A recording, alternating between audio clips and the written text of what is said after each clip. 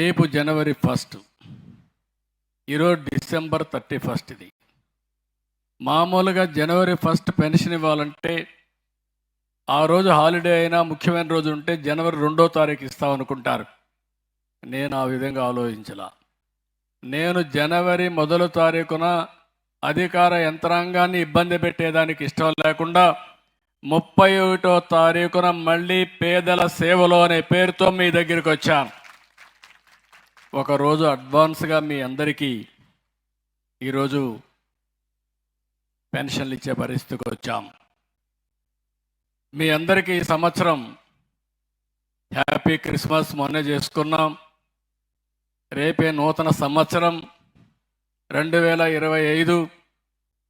ఊహించినటువంటి మార్పులు జరిగాయి ప్రజల్లో. నేను చూసా, 40 సంవత్సరాలుగా నా జీవితంలో ఎప్పుడూ చూడని విజయాన్ని మీరు ఇవ్వగలిగారంటే 100కి 93% గెలిపించారు. ఎవరిని పెడితే వాళ్ళని గెలిపించారు.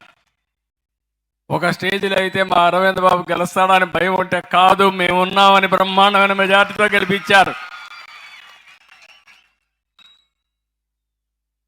ఇలాంటివి చూసిన తర్వాత ప్రజలు అనుకుంటే ఏదైనా సాధ్యం. ఎవరైతే విర్రవీగి నన్నేమీ చేయలేరనుకుంటే కాదు, కర్రు కాల్చి వాత పెడతామని చేసి చూపించింది మీరని చెప్పి కూడా నేను మీకు తెలియజేస్తున్నా.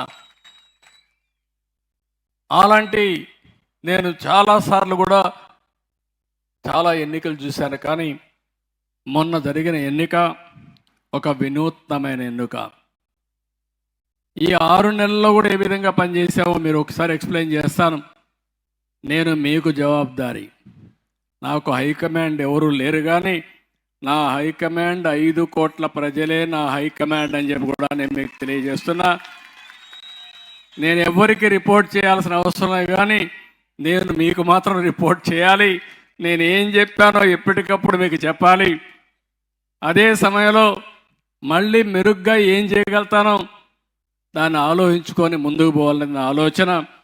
అందుకే మొట్టమొదటిసారిగా రాష్ట్రంలో ఉండే 5 కోట్ల ప్రజలందరికీ, ప్రపంచంలో ఉండే తెలుగు వారందరికీ హ్యాపీ న్యూ ఇయర్, నూతన సంవత్సర శుభాకాంక్షలు. పాతవన్నీ కూడా మర్చిపోదాం, కానీ అప్పుడప్పుడు గుర్తుపెట్టుకుందాం. ఓసారి చరిత్ర మరిచిపోతే భవిష్యత్తులో కూడా ఏ విధంగా ముందు పోవాలనో ఆలోచించే విధానం ఉండదు. అందుకని దీనికోసం ఈ పని మనం ఆలోచించుకుంటూనే మళ్ళీ సంక్రాంతి వస్తుంది. ఈ సంక్రాంతి కూడా మీ అందరికీ శుభాకాంక్షలు. ఈ గ్రామం ఎప్పుడూ తెలుగుదేశం పార్టీకి కంచుకోట, శాశ్వతంగా కంచుకోటగా ఉంటుంది. ఎప్పుడైనా సరే ఒక సమర్థవంతమైన నాయకుడు ఇంట్లో పెద్దగా ఉంటే ఆ కుటుంబాన్ని 20-30 ఏళ్లలో ఊహించని అభివృద్ధి సాధించి తీరుతారు. ఒక గ్రామానికి మంచి నాయకుడు ఉంటే ఆ నాయకుడి వల్ల గ్రామం బాగుపడుతుంది. ఒక రాష్ట్రానికి ఒక ఎమ్మెల్యే, మంచి ఎమ్మెల్యే ఉంటే, ఇప్పుడు కూడా మీరు కోడెల శివప్రసాద్ అంటే జిందాబాద్ అని అమర్హయ్ అనే పరిస్థితికి వచ్చారు, ఇంకా జ్ఞాపకం ఉంది. అంటే దానికి కారణం ఆ నాయకుడు చేసిన పనులు. ఎప్పుడైనా ఒక నాయకుడు ప్రజా గుండెల్లో ఉంటారు, హృదయాల్లో ఉంటారు. కొంతమంది నాయకులను చూస్తే ఎప్పుడు కూడా చేదరించుకునే పరిస్థితిలో ఉంటారు. అలాంటి వాళ్ళు కూడా వస్తూ ఉంటారు. అందుకని ఈరోజు సంక్రాంతి అనేది తెలుగు జాతికి ఒక మంచి పండుగ, తెలుగు వారందరూ చేసుకునే పండుగ. మళ్ళీ మీ అందరి జీవితాల్లో శుభం జరగాలని, ఈ రాష్ట్రాన్ని ముందుకు తీసుకుపోయే బాధ్యత నాది, నన్ను నడిపించే బాధ్యత మీదని మీ అందరికీ విజ్ఞప్తి చేస్తున్నా. అందుకని ఈరోజు ఎలమందలో మీరు చూస్తే కేక్ కూడా కట్ చేసుకునే వాళ్ళం, కానీ మన్మోహన్ సింగ్ గారు చనిపోయారు. సంతాప దినాల్లో ఉన్నాం, మనం సంతాప దినాల్లో ఉన్నాం కాబట్టి కేకులు కట్ చేయడం కూడా ఇవన్నీ కరెక్ట్ కాదు. ఈరోజు మీరు పింఛన్ ఇచ్చాం, నేను ఆన్లైన్లో చూసుకుంటున్నాను ఎన్ని ఇచ్చారని. ఇప్పటి వరకు 94-95% ఇచ్చేశారు. రూపాయలు ఒకటేసారి పెంచాను అంటే దగ్గర 2700 కోట్ల రూపాయలు నెలకవుతుంది. సంవత్సరానికి 33,000 కోట్లు అవుతుంది. అయినా పర్వాలేదు. ఈరోజు ఈ నెలగన్ను చూశారు. ఒక వితంతు పెన్షన్, ఒక వృద్ధాప్య పెన్షన్, ఇంకో పక్క వితంతు పెన్షన్, ఇంకో పక్క వృద్ధాప్య పెన్షన్.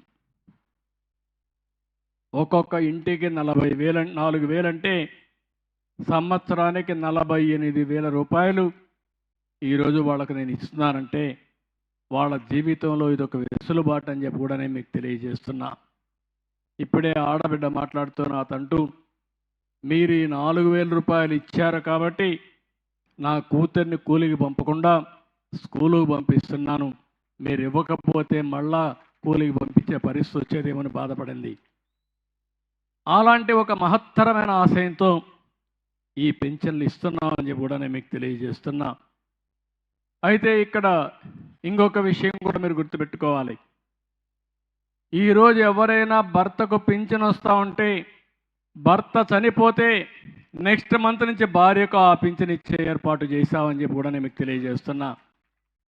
ఒక బాధ్యత, ఒక సెక్యూరిటీ, ఆ ఇంటికి అండగా ఈ ప్రభుత్వం ఉంటుందని ఒక భరోసా ఇవ్వడానికి ఈ కార్యక్రమానికి శ్రీకారం చుట్టాం.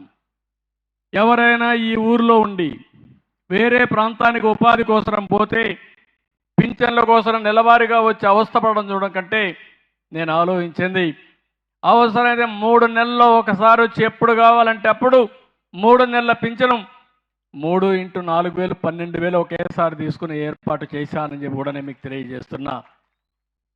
ఇలాంటి కార్యక్రమాలతో మనం ఈరోజు ముందుకు పోయే పరిస్థితికి వచ్చాం. నేను వచ్చిన 6 నెలల్లో పింఛన్ల కోసమే ఒక 20,000 కోట్ల రూపాయలు ఖర్చు పెట్టాం.